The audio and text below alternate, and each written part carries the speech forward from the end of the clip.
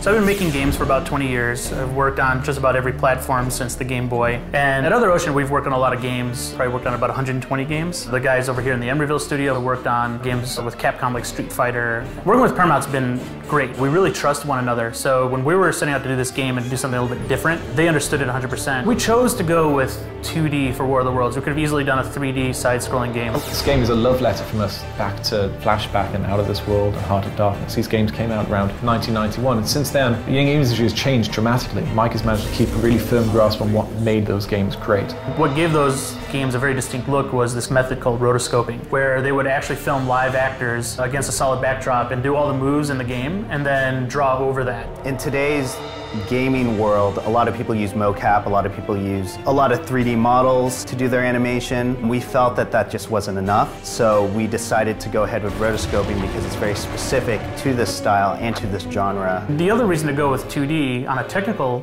note is that we can throw a lot at the screen. Like the 360 and the PS3 particularly are built to just, the processing itself can throw so many 2D objects at the screen that something you never would have seen before on, say, a Genesis or an old PC. We're using a parallax, which is an old school term to describe depth in a game, to like background elements move slower than foreground elements. Every single piece in the game needs to be placed very specifically. It needs to be given a sort value and a parallax value.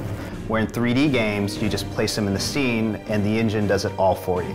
And our game has about 250 layers of parallax at our disposal, and a lot of the older games would have about 4, maybe 3.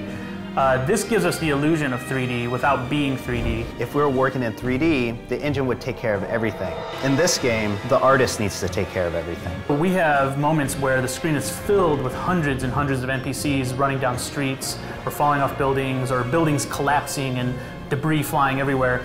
That's just possible now, something we could never have done effectively back in the 90s. The Tripod Chase, it's one of my favorites because we really just wanted to show that there's just one man who doesn't have a lot, and he's just a regular human, and he needs to survive in all of this chaos. From day one, we wanted to create a game that was an homage to some of these older 16-bit style games. One of the best things about those games, you die often. If you get shot, you're dead. There's no health bar. This is more realistic. Because of that, the game is really difficult, and we as gamers appreciate that. I think we've got a very unique vision for this. It's a very unique game. I couldn't be happier with the way it looks and feels and the colors we've chosen for the game.